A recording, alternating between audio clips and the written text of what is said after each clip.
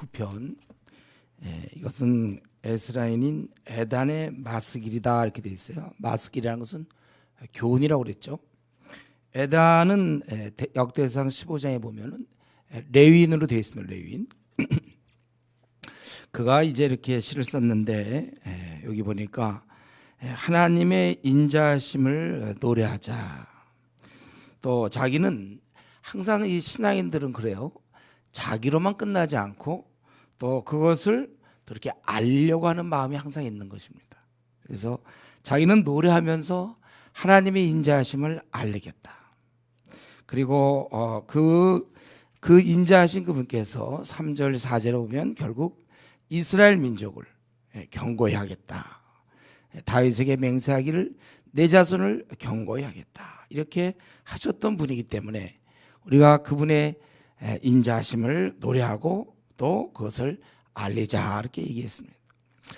여러분, 우리 일단 기독교인들은 우리가 신앙생활 할 때 가장 먼저는 하나님의 그 인자하심, 하나님의 사랑하심을 본인이 체험을 해야 돼요. 이거 없이 참 신앙생활하기 곤고합니다. 주위 사람들이 이렇게 하라고 교회 가라 또 교회 가자 이런 얘기를 많이 들어도 본인이 정말 하나님의 그 인자하심을 본인이 체험을 해야, 그래야 신앙생활이 재밌는 것이고 그래야 열심히 하게 되어 있는 것입니다. 이제 그는 알리려고 그랬는데 뭘 알리려고 그랬습니까? 첫 번째는 하나님이 크시다. 5절부터 14절까지 보니까 참 여호와 하나님은 크신 분이시요 대단한 능력자시다. 그걸 얘기하는 거예요. 그래서 6절에 그분과 비교할 자 누구냐? 신들 중에서 여호와 같은 자는 누구냐? 그는 모든 천상의 존재 중에 거룩한 자 모임이라고 그랬죠. 천상의 존재 중에 가장 두려워할 이시며 8절에 능하시며 성실하시고 그분은 바다를 다스릴 수 있는 분이고 그리고 라합을 죽임당한 자같이 깨뜨리시고, 그래서 라합은 애굽을 가리키는 겁니다. 애굽을 멸망시키고 주의 원수를 능력의 팔로 흩으셨다. 우리 출애굽 사건을 여러분 기억할 수 있죠. 하늘 땅 세계 그중에 충만한 것도 다 주님이 건설하신 것이고 남과 북을 다 주님이 창조하셨고 다볼과 헤르몬이 주의 이름으로 말미암아 즐거워한다. 다볼은 이스라엘의 한 중간쯤 되는 지역이고 또 헤르몬은 이스라엘 북부에 있는, 그래서 이제 이스라엘 전체를 이렇게 좀 아우른다고도 볼 수 있는데 다 다볼도 산입니다. 다볼산, 헤르몬산 다 주의 이름으로 즐거워하고 그분은 강하시고 그러나 그냥 강한 것이 아니라 공의, 정의, 인자, 진실함이 있는 분이시다. 이렇게. 그래서 이 에단, 이 시편 기자가 알리고 싶었던 것은 하나님은 아주 크신 분이시다. 이걸 알리기를 원했어요. 그리고 두 번째로 그분께서 15절부터 18절 방금 읽은 것처럼 이스라엘을 빛나게 하시는 분이라는 거예요. 15절에 즐겁게 소리칠 줄 아는 백성. 왜 그렇습니까? 하나님의 선하심을 경험했기 때문에. 그런 백성은 복 있는 자예요. 왜냐하면 우리 하나님께서 그들의 여호와여 그들이 주의 얼굴빛 안에서 다니로다. 또 그들은 종일 주의 이름 때문에 기뻐하며 주의 공의로 말미암아 높아지오니. 우리 이스라엘 사람들을 하나님이 빛나게 한 것이고 또 그들의 힘의 영광이 되시고 이스라엘 사람들의 뿔이 주의 은총으로 높아졌다는 거예요. 그들을 높여주셨다는 것입니다. 방패와 왕이 다 하나님께 속한다. 하나님으로부터 모든 지켜주시고 보호하심이 주어진다는 것입니다.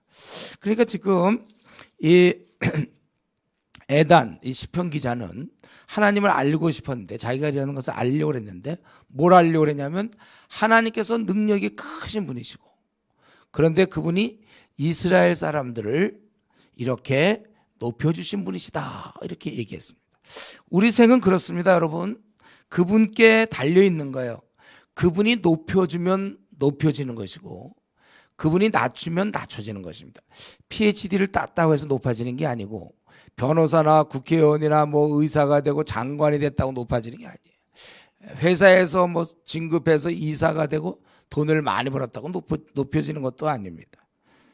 그분이 높여주시면 높여지는 거예요. 주는 그들의 힘의 영광이시라. 우리의 뿔이 주의 은총으로 높아지오리니 17절의 말씀을 여러분 기억해야 됩니다. 내가 지금까지 잘 됐다고 앞으로 잘 될 거 믿는 것은 어리석은 거예요. 그래서 교만은 패망의 선봉이 될 수 있는 거예요. 하나님이 해주셔야 되는데 뭐 고등학교 때 공부 좀 해서 뭐 남들이 알아준 명문대 들어갔다. 그래서 마음이 높아져 있는 사람이 있어요. 아직 시작도 하기 전에. 대학은 과정일 뿐인데. 아니면 직장에서 좀 남들보다 빨리 승진됐다.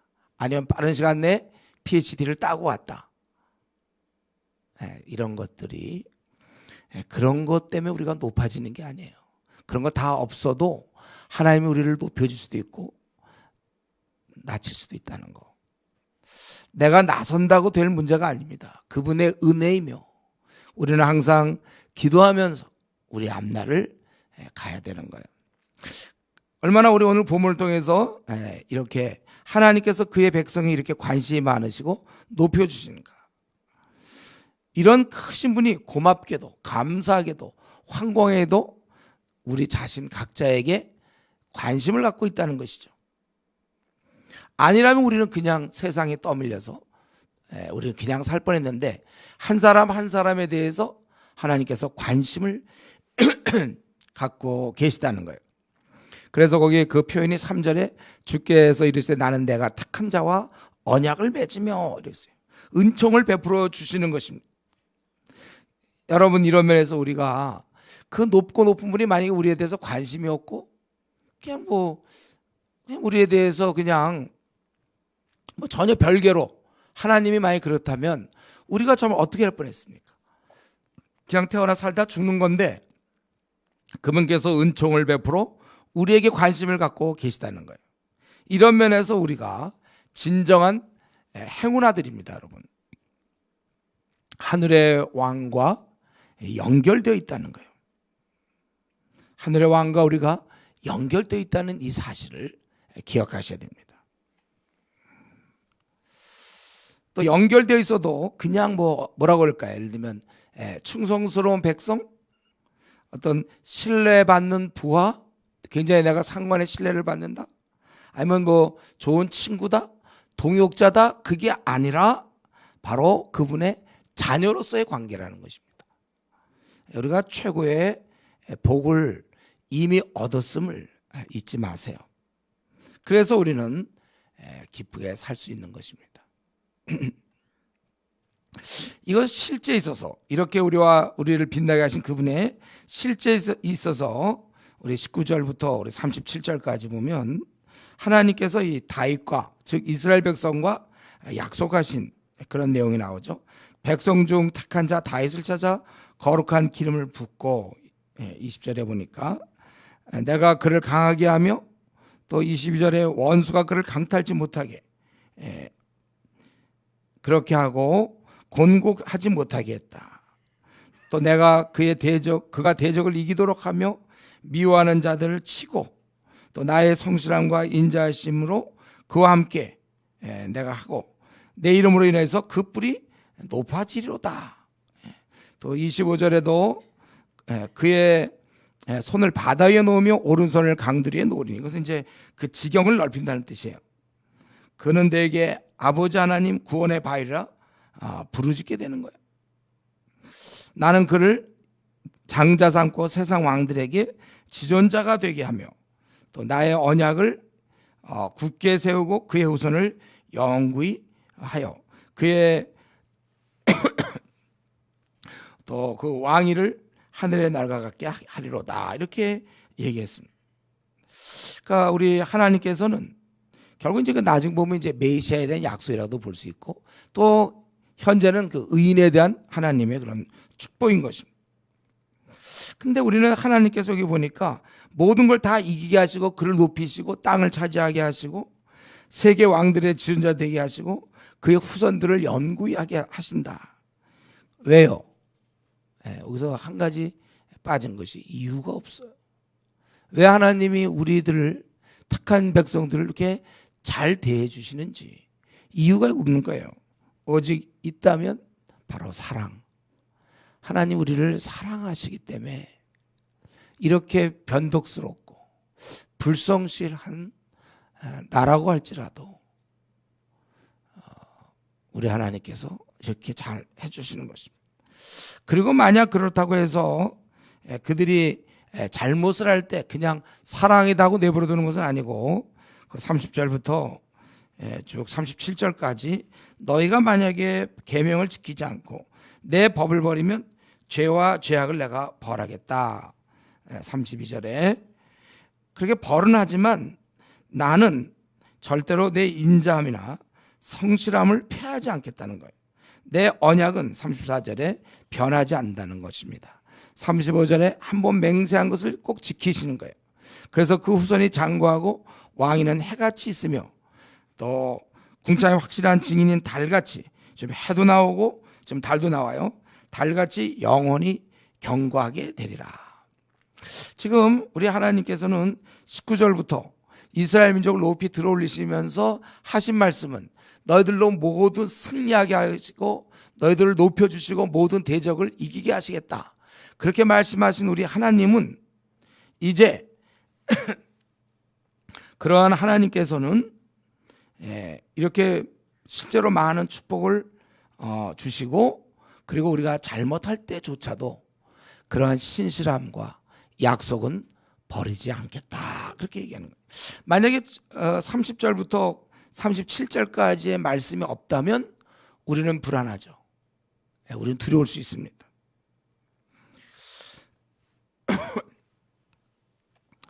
이 구절이 없으면 우리는 자주 넘어지는 저와 여러분은 사실은 두려워요. 그런데 말씀하기를 너희가 넘어질지라도 내 언약은 바뀌지 않겠다. 나의 신실함심과 나의 그 인자하심은 영원히 계속된다. 우리 하나님께서 이렇게 약속하신 것입니다. 하나님 우리가 잘못할지라도 버리지 아니하십니다. 비록 이 일로 인해서 우리가 곤고함을 겪을 수는 있죠. 하나님의 사랑을 떠나니까 우리는 곤고할 수밖에 없어요. 그러나 아무리 우리가 잘못된다 할지라도 하나님은 우리에 대한 사랑은 회수하지 않는다, 거두지 않는다는 것입니다. 하나님은 하나님이시기 때문에 우리는 믿을 수 있는 거예요.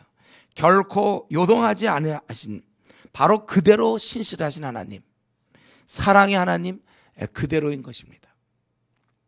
그러므로 여러분 우리는 안심이에요. 우리는 평안입니다. 하나님께서 결코 우리를 버리지 않으시고 끝까지 함께 해주신다고 약속해 주셨다는 것입니다. 그러니까 우리가 이런 말씀을 보면서 우리가 다시 힘을 얻어야 돼요. 하나님은 내 변덕스러움과 나의 불성실과 나의 이런 강팍한 마음들, 내가 그런 마음을 품고 더 잘못한다 할지라도 나에 대해서는 그 인자하심을 거두지 않겠다. 그 사랑하심을 결코 포기하지 않겠다.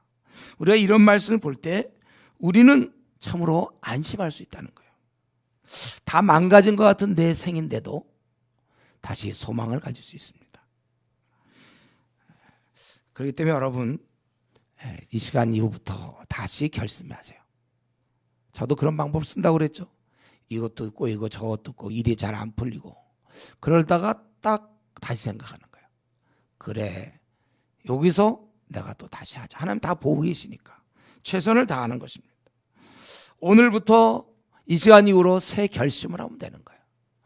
내가 지금까지 못 살아왔는데 뭐 갑자기 잘 살자니 그것도 그렇고 그럼 내 망가진 인생을 생각하면 지금부터 한다고 뭐가 되겠나. 남들은 벌써 이만큼 앞서갔는데 아니에요.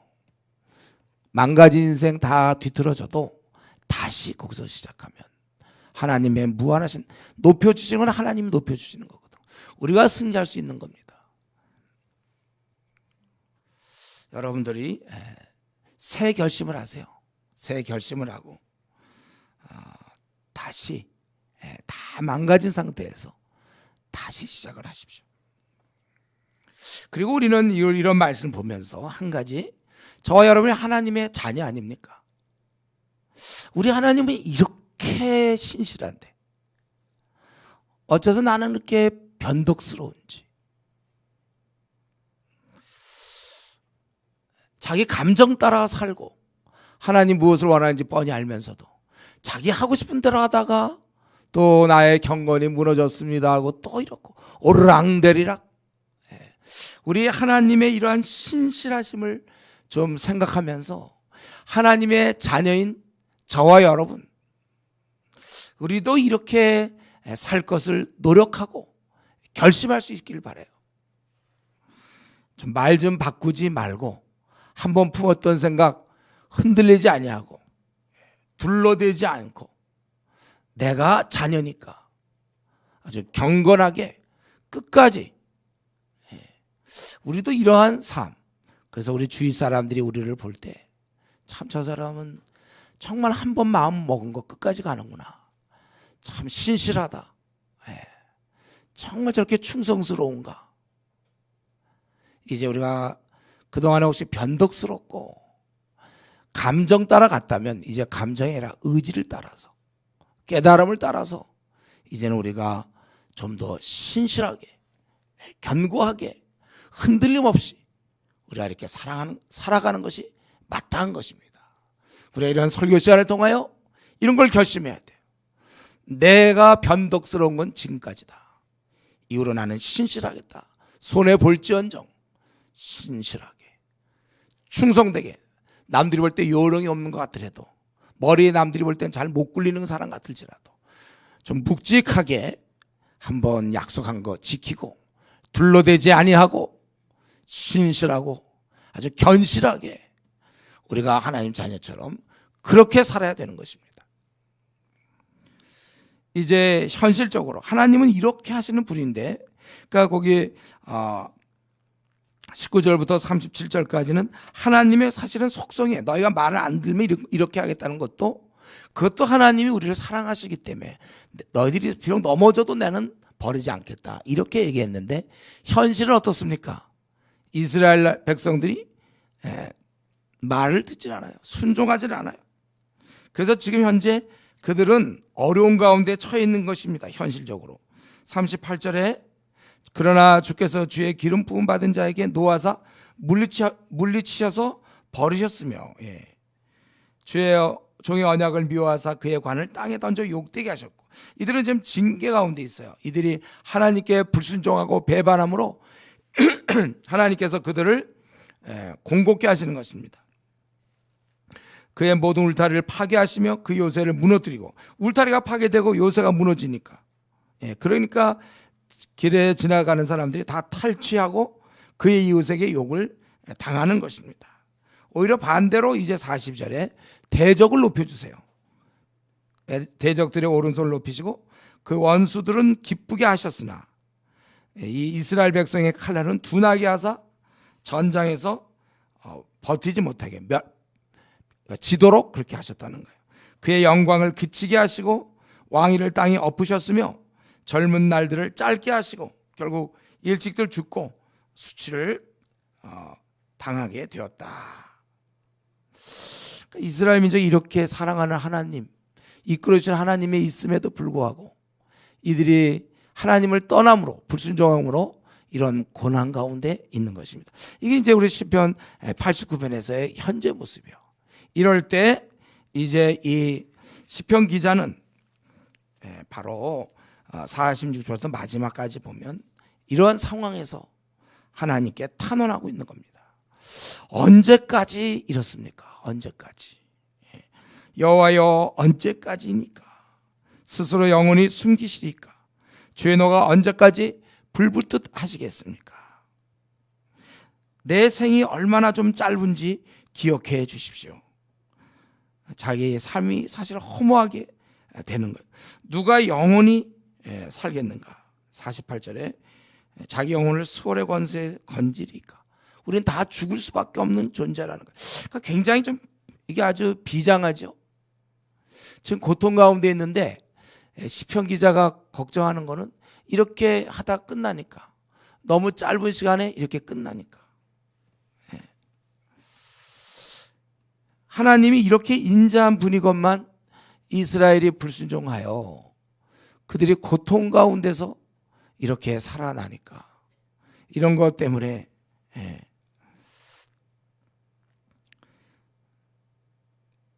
이 시편 기자는 참으로 안타까운 마음으로 이제 이것을 고쳐주십시오, 막아주십시오, 그렇게 얘기하고 있습니다. 누가 영원히 살겠습니까?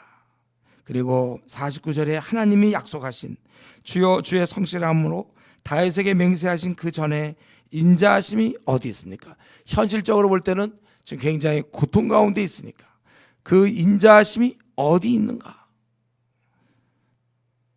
주는 주의 종들이 받은 비방을 기억하소서. 많은 민족의 비방이 내 품에 있사오니. 지금 그는 비방을 당하고 있다는 거예요. 그런데 거기 51절에 이 원수들이 비방하는 것이 주의 기름 부음 받은 자의 행동을 비방한 것입니다. 비록 자기들이 하나님 앞에 징계를 당하고 어려움을 당하지만, 그러나 이 원수들이 하나님이 택하신 자를 이렇게 비방하고 있지 않습니까? 그거예요.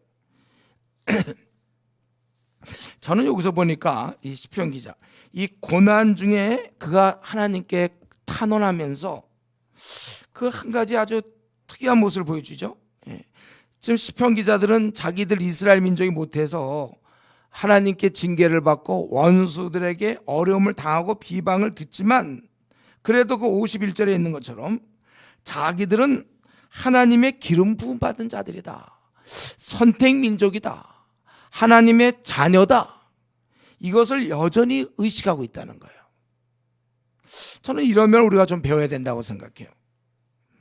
우리가 상황이 안 좋고 막히고 힘들게 되고, 특별히 자기가 잘못해서 어려움을 겪게 될 때는 내가 하나님의 자녀라는 의식이 굉장히 좀 희미해지는 거예요. 확신을 못하고 있어요. 그러나 우리는 아무리 환경이 어떻든지 간에 지금 완전히 정말 바닥이라 할지라도 내가 하나님의 자녀라는 사실을 절대로, 여러분, 그거를 잊어서는 안 되는 거예요. 상황이 이렇게 안 풀리는데도 하나님 나를 죽이러 작정된 자처럼 미말에 두셨을지라도 나는 하나님의 자녀다, 이 생각만큼 여러분 절대로 이건 놓쳐서는 안 되는 거예요. 집안이 다 문제가 생기고 앞날이 다 꽉 막히고 몸에 병들고 정말 욥처럼 그렇게 자녀가 다 죽고 재산이 다 날아가고 자기 몸은 온통 병으로 고통을 받고 친구들은 자기를 이해를 못해주고 최악의 상황이라 할지라도, 바로 우리가 혹시 그런 일을 겪는다 할지라도 나는 하나님의 사랑받는 자녀다, 여전히 하나님은 나를 사랑하고 있다, 이걸 여러분 우리가 이거를 잊어서는 안 되는 것입니다.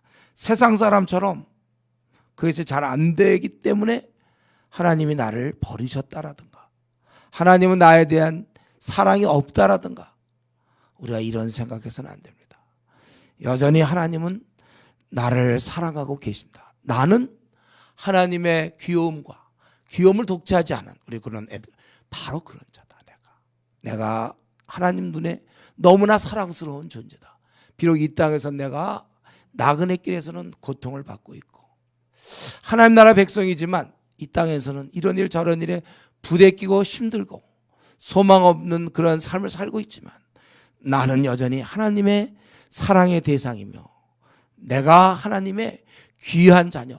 여러분, 그 부모가 자녀를 그렇게 귀하게 보는 것처럼 하나님 나를 그렇게 본다는 사실을 여러분 잊어서는 안 됩니다. 마귀는 자꾸 우리가 봐라, 네가 무슨 하나님이 너를 사랑하냐, 네가 과연 하나님의 아들이겠냐 딸이겠느냐, 우리로 하여금 하나님의 사랑에서 자꾸 이간질시키고 세상을 포기해라, 너 그냥 되는 대로 살아라, 야 그 정도인데 무슨 하나님께 원망하지 않고 너 왜 그러고 있냐, 자꾸 마귀는 우리를 쓰러뜨리려고 하더라도 여전히 하나님은 나를 사랑하신다, 이러한 마음을 가져야 되는 것입니다. 상황은 아무리 우리가 버림받은 자처럼 보여도 내가 하나님의 자녀라는 그 사실을 우리가 망각하면 안 되는 거예요. 지금 너무나 무하게 생을 마치고 너무나 비방을 당하고 고통 가운데 있지만, 그러면서 이 비방은 주의 원수들이 주의 기름 부음 받은 자의 행동을 비방한 것입니다. 세상으로부터 혹시 왕따를 당할지 모르겠어요. 그렇다 할지라도 내가 하나님의 자녀라는 사실, 상황에 따른 평가로 어떤 때는 하나님의 자녀고 사랑받는 자녀고 어떤 때는 미움받는 자녀고, 이게 아니에요. 내 상황은 다 망가졌고 다 무너졌고 앞날은 꽉 막혔다 할지라도 여전히 사랑하는 딸이요, 사랑하는 내가 사랑받는 아들이라는 사실을, 여러분 이러한 의식은 우리가 생을 마칠 때까지 가져야 되는 것입니다. 이제 우리 오늘 이 말씀을 이렇게 보면 우리가 한 가지 이런 걸 좀 생각해 볼 수 있죠. 하나님 우리를 복 주시고 사랑하시지만 우리는 언제든지 하나님을 거절할 수 있다는 거예요. 이게 이제 한편은 되고 한편은 안 되는 거예요. 하나님은 이게 불가능해요. 우리를 거절한다든가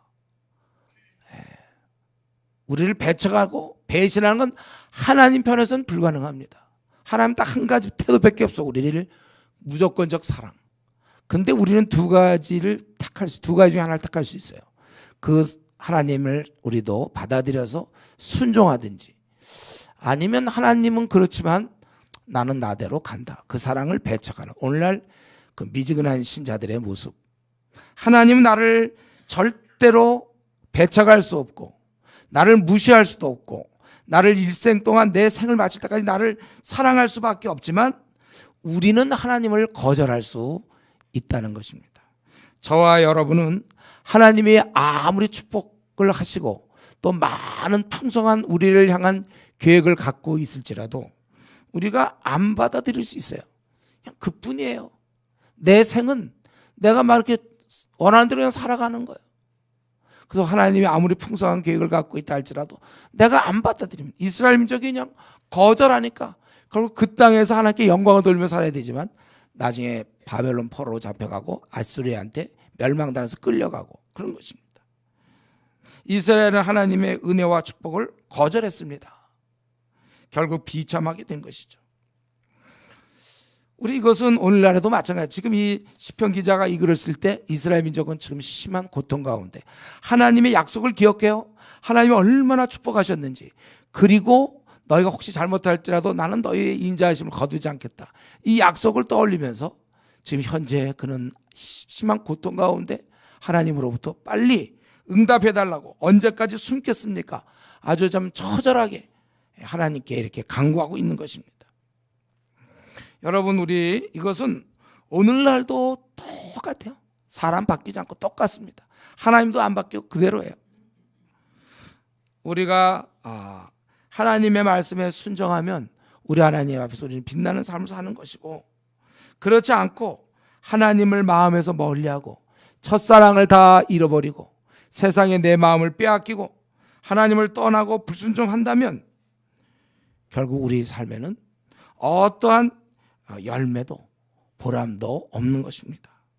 그냥 피곤하고 바쁠 뿐이요 원수들의 비방만 받을 수밖에 없는, 그렇게 되는 것입니다.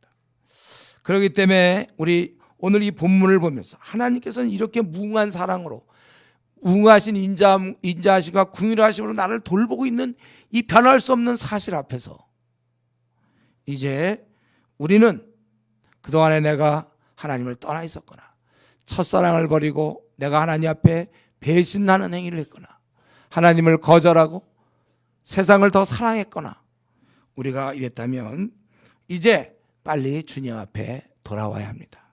내 마음에 무엇을 갖고 있습니까? 무엇이 나에게 가장 소중한 것입니까? 여러분, 더 이상 자꾸 바쁘게 피곤한 가운데 살지 말고 빨리 자신을 골방에 쳐넣으세요. 제 지난번 얘기했죠. 붙잡고 가라고. 골방으로 자기를 집어넣으십시오. 너 왜 이렇게 말 안 듣고?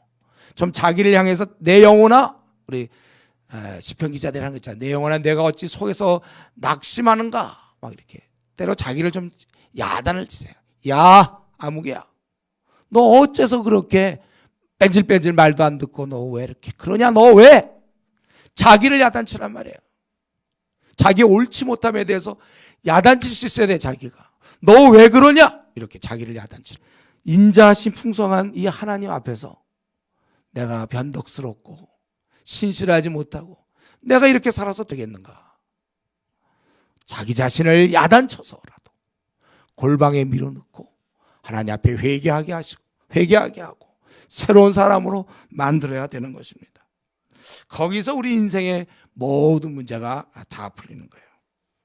이런 면에 있어서 우리 이 시편 기자는 이러한 모든 것의 원인과 그 결과를 다 알고 있는 거예요. 이들이 결국은 하나님을 멀리했기 때문에 하나님이 그들을 징계했고 이들은 고통 가운데 있었고 그래서 이런 것을 잘 알고 있었기 때문에 거기 30절 32절에 얘기하는 것처럼 이거 지키지 않으면 회초리와 채찍으로 죄악을 벌하리라. 이렇게 왜 이스라엘 민족이 힘든지 그 배후와 원인을 알고 있어요. 물론 신약시대에 우리는 지금 무슨 징계를 받거나 이러지 않죠. 그런데는 여기서 이스라엘은 그 당시에 이런 식으로 하나님 앞에 큰 벌을 받았다는 거예요. 그리고 그 해결처가 있어요. 하나님께서 이들을 풀어주셔야만 이 고난에서 그들이 풀려날 수 있는 거예요. 이걸 잘 알고 있어요. 이게 인적 통찰력이죠. 이 문제, 왜 인생이 이렇게 됐고 왜 이스라엘이 왜 이렇게 됐는가. 하나님을 떠나 있었기 때문에. 그래서 이제 다시 돌아올 것을 하는 거고 하나님 회복을 하나님이 시켜주니까. 이런 걸 잘 알고 민족에 했던 시편 기자의 모습면서 이 시간에 다시 한번 우리 자신의 삶을 한번 돌아보면 좋겠어요. 여러분이 현재 살고 있는 여러분을 한번 돌아봤으면 좋겠습니다. 지금 자기가 이렇게 살고 있는 그 이유가 무엇입니까? 왜 우리가 지금 이렇게 살고 있죠? 지금 내가 하나님과 동행하는 삶입니까? 아니면 내가 좀 세상과 동행하는 삶입니까? 나는 어떤 삶을 살고 있습니까? 우리가 하나님과 동행할 때는 거기 19절에서 29절까지 보시면 그의 견고하며 그의 발이 힘있고 원수가 그들을 이기지 못하며 하나님께서 그 대적들을 물리치시고 내가 그의 뿔을 높이고 그의 지형을 넓히고 그를 장나로 삼고 지존자가 되게 하시고 인자함을 영원히 지키고 후손들에게 영구하게 하고 이런 많은 축복을 준다면 하나님과 동행할 때 내가 지금 어떻게 살고 있는가? 지금 우리 신약시대에 우리가 하나님과 진실로 동행한다면 여러분 손에선 기본으로 하나님 동행할 때 뭡니까? 평강, 마음의 평강이요. 기쁨이죠. 만족입니다. 그리고 열매죠. 열매. 보람 있는 거예요. 반면에 우리가 하나님을 순종하고 자기가 원하는 대로 살 때 기쁨도 없고 만족도 없고 우리가 욕된 삶을 살아갈 수밖에 없는 것입니다. 우리가 우리 생이 길지도 않은데 열매 없이 그렇게 방황해서는 안 되는 것입니다. 이 전에 한번 지금 제 자기만 보면서 지금 자기는 제로 삶에 왔어요. 주님과 동행하면서 여러분이 제로 될 것 같아요. 그러면 이 상태 잘 유지하세요. 내가 지금 주님과 관계나 괜찮다. 나는 정말 만족한다, 행복하다. 평강이 내 안에. 그런가 비전이 생기고. 여러분 이런 상태를 얻는 게 어려운 거예요. 세상에 수많은 사람이 얻으려고 할 때 가장 좋은 상태가 뭐냐면 하나님과 이제 관계가 되는 돌고 돌아서 못되진 않은데 방황하다가 가다가 돌아서 지금 만약에 하나님과 좋은 관계를 유지하고 있다는 이전에 자기가 방황하던 비교할 때 지금 자기가 좀 좋은 상태라면 여러분 이런 상태를 계속 지나갈 수 있도록 아주 애를 써야 되는 거예요. 이거 끝까지 지나가야 돼요. 우리 월드컵 등할 때도 지금 전반전 2대0으로 이겨. 그 후반에서 어떻게든 치어나가서 그래서 승리한 아닙니까? 여러분이 지금 정직하게 자기 들여다보세요. 나는 정말 주님 관계가 나 좀 참 좋다. 난 정말 괜찮아. 이렇게 사는 맞다. 앞으로 남은 생도는 이렇게 살아야 되겠다. 지금 여러분 상태가 괜찮다는 이걸 지켜나가는 데 힘을 많이 써야 돼. 이런 상태 있다가 또 가만히 놔두지 마세요. 언제? 여러분 이런 상태면 마귀가 쓰러진 사람 계속 쓰러집니까? 쓰러진 사람 자꾸 쓰러지는 게 마귀 하는 일입니까? 쓰러진 사람 내버려 두는 거죠. 일어날 테니까. 좀처럼 못 일어나야 쓰러지면. 그거 서 있는 들 쓰러뜨리는 거 아닙니까? 여러 가지 방법을 동원해서 어떻게 서 있는 사람 쓰러뜨려서 주님과의 관계가 깨어지도록. 그걸 명심해서 저는 참 최근에 몇 년 동안 하나님과 나는 좋은 관계를 유지한다. 아니 최근에 나 참 좋다. 이렇게 신앙생활하니까 참 좋고 하나님 앞에 부끄럽지 않다. 만약 여러분 그 단계에 도달하면 이 단계를 계속 유지해야 되는 거예요. 이 단계를 계속 지켜나가야 되는 거예요. 수송, 큰 싸움이에요, 이거는요. 다들 여러분들이 방황할 때 별로 표적이 안 되죠. 그냥 내버려두니까 그냥 시간 방황하면 되는데, 이제 제대로 섰습니까? 주님을 만날 수 있는 이제 그 정도의 신앙을 가졌습니까? 그 다음에 이걸 유지하는데 힘 많이 써야 돼요. 마귀가 많이 우리를 여러 방향으로 공격하기 때문에. 그러면서 내가 어쩌다가 내 이렇게 신앙을 내가 자리를 찾았을까? 그게 신기하죠. 제가 대신앙으로 그렇게 헤맬 때 마음의 평안이 없고 기쁨도 없고 정말 저는 삶의 의미를 못 찾았어요. 그리고 미래는 뿌였습니다. 나는 분명히 지옥 갈 거라고 생각했고, 여러 번 얘기했잖아요. 근데 제가 대학교 2학년 그 연방학 이후에 딱 신앙을 갖고 나서 이거구나. 그 따라다니까 점점 이거줄. 진리를 알지니 진리가 너희를 자유케 하리라. 이거 자유구나. 이거구나. 그때 내 속에서 생긴 그 평강. 잠을 못 잔다니까 잠을요. 제가 원래 잠을 한 1분 꽤 시간이 걸리죠. 1분 저거 걸려 자는 사람이에요. 예. 어떤 데 30초 1분. 예. 그런데 잠이 안 오니까요. 그래서 밤꽃 세웠어요. 내가 일생에서 세워본 적 별로 없어요. 마음을 세운 적. 그때가 아주. 왜냐면 마음의 평강 때문에 잠이 안 오는데 어떻게? 지금 물론 평강 때문에 잠이 잘 오는 거고, 그때 나한테는 그랬어요. 이 마음의 평강 때문에 잠이 안 와요. 그거 지금까지 유지한 거예요. 지금까지 오랜 기간 유지했어요. 이제 앞으로 저는 조금만 더 유지하면 이제 주님 만나고 이제 칭찬이 기다리고 있는 거죠. 그동안 열심히 죽으라고 일했으니까, 정말 나름대로 성실하게 그렇게 일을 했으니까. 여러분이 자기가 알 거예요. 내가 정답다. 제대된 거나 중간 이거 넘어가요. 어쨌든 여러분 이제 이런 상황 보도리 수련회 끝나고 나서 기분 상태가 좋아요. 내가 갖고 있던 문제까지 다 정리하면 그 상태 이제는 계속 유지해 나가는 거예요. 그렇다면 우리 생은 끝나요. 여러분 그 상태를 놓지 마세요. 생이 빛나는 것입니다. 그 상태 지금 나 참 좋다. 그런 게 마음속에 있으니까 그걸 유지하고 있어야 돼요. 마지막으로 한 가지 더 말씀드리고 마치면요. 끝으로 20분 기준을 이렇게 쫙 써놓고 맨 마지막에 자기 방님 막다고 52절 여호와를 영원히 찬송하시다. 아멘. 약간 제정신인가 이게? 지금 막 힘들다 막 얘기하는 주여 우리를 도우소서 그러고 끝나야 될 때 여호와를 찬송하자. 지금 20편 기자는 상이 극히 싫은 상이에요. 그래서 하나님께 탄원하고 있어요. 그렇지만 오늘 이 보물 때 우리가 생각할 것은 이 모든 것을 뛰어넘는 찬양이라는 것이 있던 거예요. 이런 보통 생각 못하죠. 우리가 시들고 어려우면 그냥 탄원과 기지 찬양은 이제 훗날 그건 미래 것이에요. 현재 힘들 때는 그냥 하나님께 울부짖고 이래야 되는데, 오늘 아주 뜻밖의 이걸 아주 태연하게 제가 이 글 쓰는 여기서 어떻게 결론 52절이 찬양하자 그러는 거예요. 여러분 우리에게 이 현실에는 많은 어려움이 있고 고난이 있고 아픔이 있지만 이러한 것을 뛰어넘는 찬양이 있음을 우리로 하여금 상기시키는 것입니다. 문득 잊어버렸습니까? 최근의 어려움 때문에 거기에 내 마음이 다 들어가는 바람에 찬양이 있다는 사실을 잊어버렸습니까? 곤고한 중에 찬양할 수 있는 것. 비록 상황 때문에 탄원을 하지만 찬양은 다시 한번 상황과 관계없이 언제나 할 수 있다는 거예요. 많은 경우 우리의 지난날의 경험 보면 고난을 당하면 아무 정신이 없어요.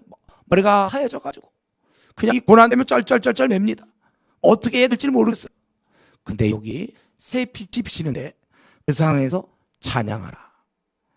이제 평소에 영성 훈련이 돼 있어야죠. 평소에 기도와 말씀, 경건의 생활이 잘 되어 있는 사람은 이런 게 찾아올 때도 여기에 굴하지 않고 찬양한 거예요. 그렇기 때문에 오늘 이 말씀을 보면서 우리 다시 한번 결심했으면 좋겠어요. 내가 어려울 때 항상 하나님께 매달리며 타나요. 간절히 기다리겠지만